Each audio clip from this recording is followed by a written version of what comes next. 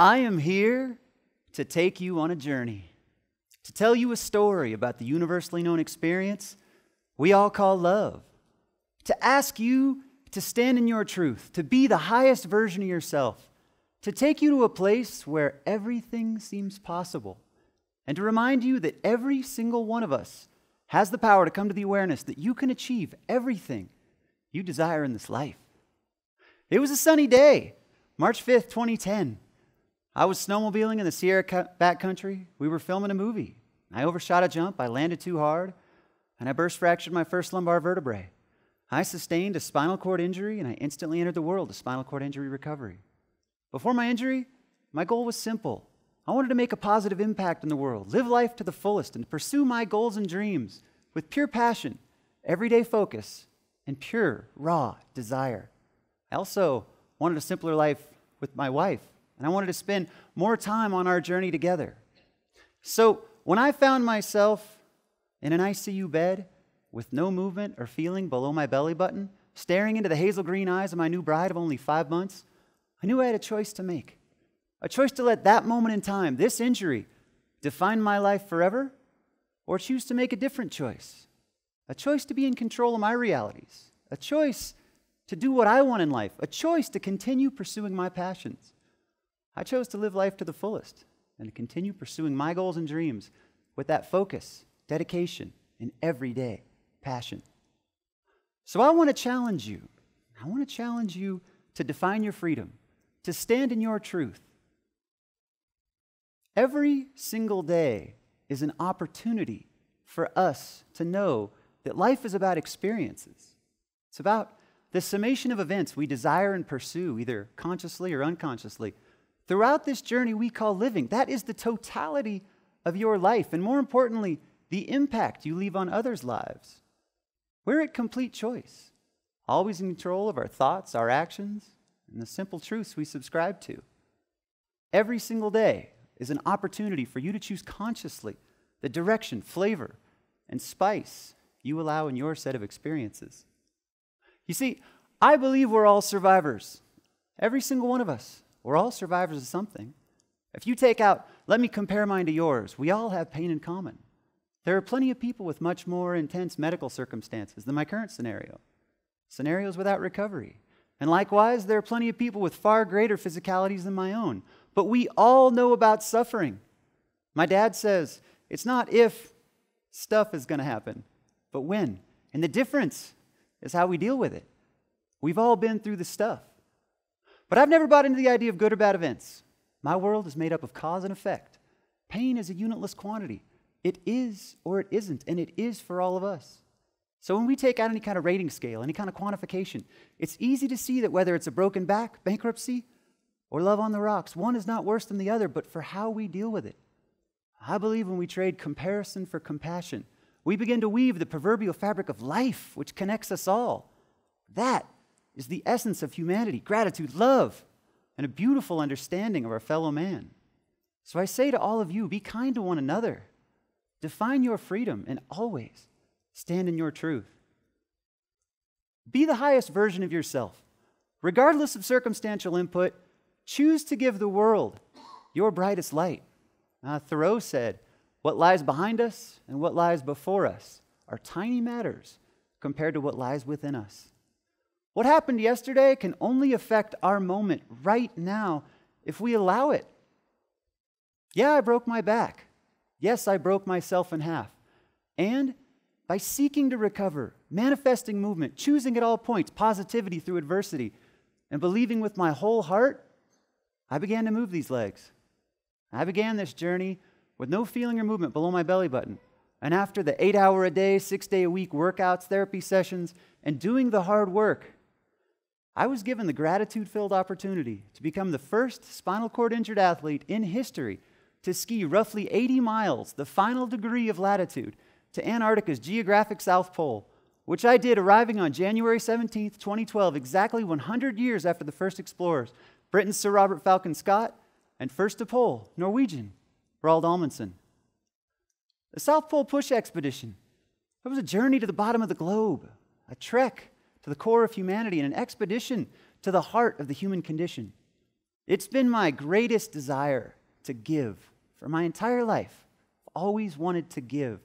And by being given the opportunity to push myself to the South Pole, I was in turn given the opportunity to give back to the very foundation which had helped me so much through my recovery, the incredible High Fives Nonprofit Foundation, which is a Tahoe-based 501c3 nonprofit whose mission is to high-five the next athlete who's had a life-altering injury in the winter sports community to get back to the very sport they love, to give back to the Reeve Irvine Research Center and the incredible research they're doing on potential cures for paralysis, to give back and to continue giving of spinal cord injury recovery awareness globally, and to give to you, to me, and every single one of us who a story like this resonates with. That powerful metaphor that regardless of ability or perceived disability, every single one of us has the power to come to the awareness that you can achieve everything you desire in this life. I had the honor of going down to Antarctica with my great friends, teammates, and guides, Tal Fletcher, Doug Staup, who's one of the world's most traveled polar explorers in history, Everest veteran Petter Nyquist, Warren Miller's Tom Day, and international photographer Keoki Flagg. So let's go. Let's go to that place where everything seems possible. Let's go to Antarctica.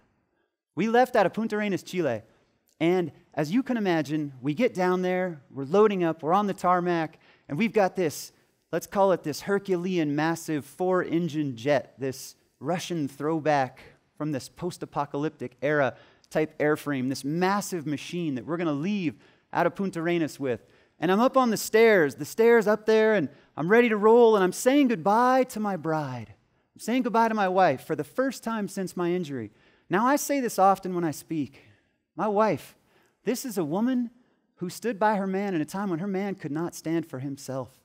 And this woman had been by my side since the minute I left the helicopter and got out of triage. And she held my face, and she said to me, "We are going to get through this. We're going to get through it together. We're going to get through it running. We're going to get through it skiing, and don't you change a single one of your goals." And there I was on those stairs getting into that airplane. And the Russian crew, they yanked me in, kind of, "Good for you, bro. Congratulations." They sat me down, strapped me in. The thing shook. It got smooth. It shook again. And the door opened, and we're in Antarctica. That was us crossing the Drake.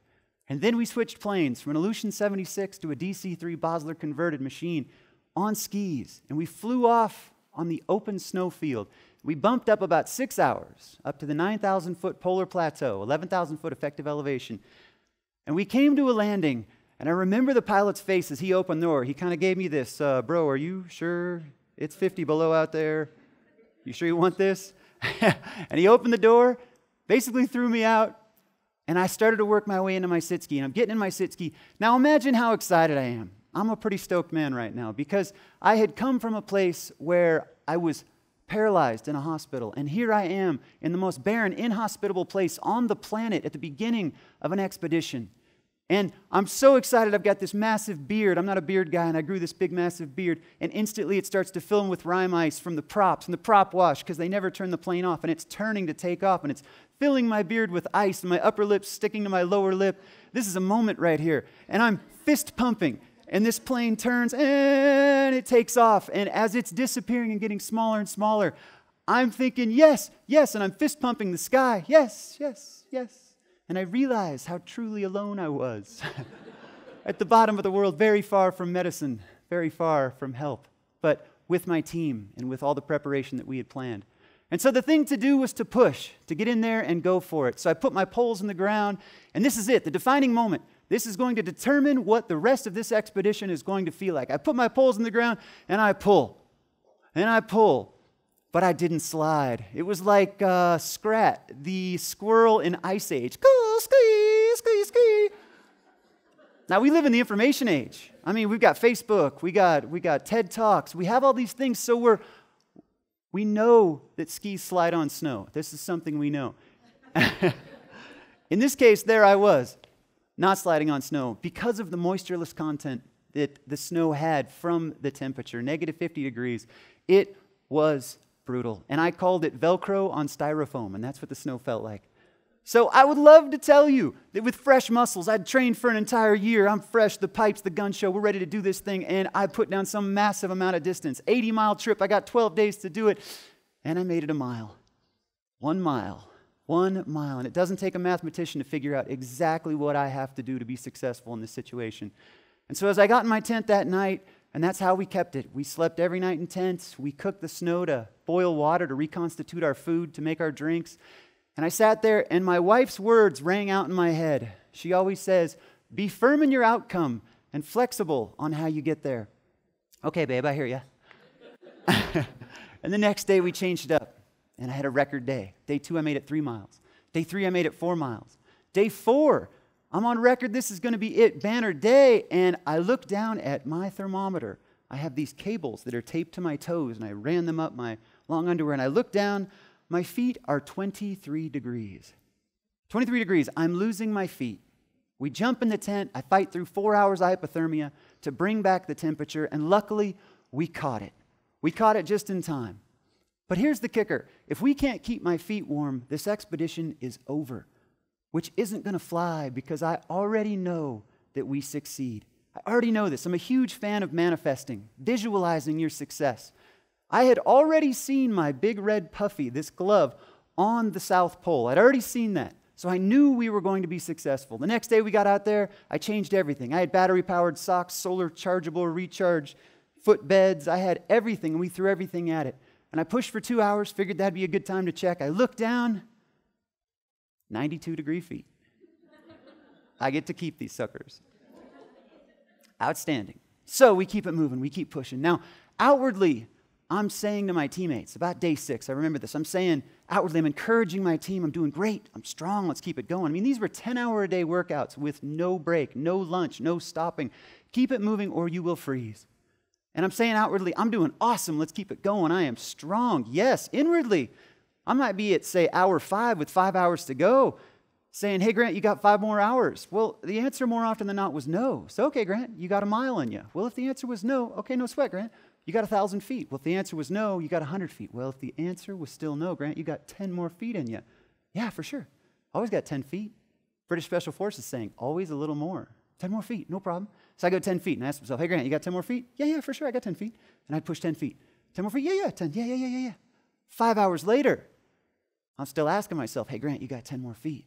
You see, it's the summation of the little goals that make up the insurmountable. Now, day 10, I remember this. This is a 6-foot massive Doug Staup in his awesome demeanor and his disposition. He points out in the direction we're going, and he says, I think I see it. Now, keep in mind, those are very sexy words in Antarctica. Especially in slow motion. I think I see it. Now, what he's talking about was the South Pole. It was a black dot at that point. But through the cruelty of the universe, so he's at 6 foot massive and I'm at 4 foot something in my sit ski, it would be another half a day before I would see what he was seeing because of the curvature of the earth. So, pushing, once we saw that black dot, we were 2 days from the pole. And eventually that black dot shifted shapes and turned into what was the Amundsen Scott Research Center. And there we are, 1,000 feet out. 1,000 feet out. And this is the first time that I saw the flags, the original countries that formed the first Antarctic Treaty. And we were going to make it. It was happening. We were on final approach. And at 300 feet out, I got incredibly choked up. And I start to cry, and I look up to Tal, and I say, Tal, I just wish my wife were here to see this. She'd been with me through everything. And here I am in this crescendo moment without my bride. And he, as any good teammate does, he leans down, puts his hand on me, and he says, bro, keep it together. So I shake off the tears, the icicles that had formed on my eyes, and I push. Now at 100 feet, this was my goal. I'm 100 feet out from the South Pole. I wanted to stand up and ski from a standing position the final 100 feet on the 100-year anniversary of the Robert Falcon Scott expedition. That was my goal, the Terra Nova expedition. We were there on the 100-year anniversary. How incredible are my teammates? Doug gives me a ski. Tal gives me a ski. Doug gives me a pole. Tal gives me a pole. They help me out of my sit ski and walk beside me as I stand ski the final 100 feet all the way into the geographic South Pole. And as I came through those flags, the tears were flowing for Tal, for Doug, for me. They were freezing like icicles on our faces. 5 feet, 3 feet, 1 foot. And there I am, that big red puffy glove, as I had foreseen, touching the pole. Now, if you could count it out, if you could go 1 second I'm not there, the next second I'm there, the third second this figure starts to emerge from this crowd. Small crowd formed to welcome us in. They knew we were coming. And this figure walks right up, right through our camera angles. This is a one-time take. This is a one-take type of situation. And here we are, crescendo moment, and she walks right up into my personal space, right in front of me. I do not recognize this woman. She's covered head to toe. All red British expedition gear, goggles, face mask, everything. She walks right up to my face. She pulls her mask down and her goggles at the same time, and she says, "Welcome to the South Pole." And I'm thinking, oh my gosh, this chick looks just like my wife. Now, maybe it's the bandwidth. I might not be smart enough for this, but I was tapped, completely tapped. I mean, there I am standing at the bottom of the world in Antarctica on the geographic South Pole, 100-year anniversary of the Robert Falcon Scott expedition, and this girl looks just like my wife. And she comes in for the kiss and just starts laying it on me. Now, keep in mind, beard, upper lip frozen, lower lip, numbness. I have no tactileness going on for this interaction. And I'm thinking, oh no, this might be really bad. We're filming. We're in this amazing moment. And I'm potentially kissing the wrong woman at this moment. And she pulls away, and I realize, it is you. It is my wife. Somehow you're here as a gift. Oh, she was my surprise. And so there we were at the South Pole together, holding each other, me holding my wife, me with my teammates. And for me going to Antarctica, it was about freedom. It was about being a guy who had laid in a bed, cemented to that ICU bed, and working my way through volition, through absolute passion and courage and determination, working my way into a wheelchair, into a walker, into a set of canes, into a sit ski, all the way to the South Pole. And where we thought this would be a physical feat, our team thought this would be about overcoming adversity and pushing through any kind of difficulty in life and breaking down barriers. We were right. But in addition to that, as we all stood there together, holding, crying over the South Pole, it was very clear to all of us that the South Pole Push expedition was a journey about love. So I want to leave you with this. Life seems to be an exercise in applied forgetting. My goal today has been to remind you to stand in your truth, to be the highest version of yourself, and to remind you that every single one of us has the power to come to the awareness that you can achieve everything you desire in this life. Life is happening right now, in this moment, for the rest of your life.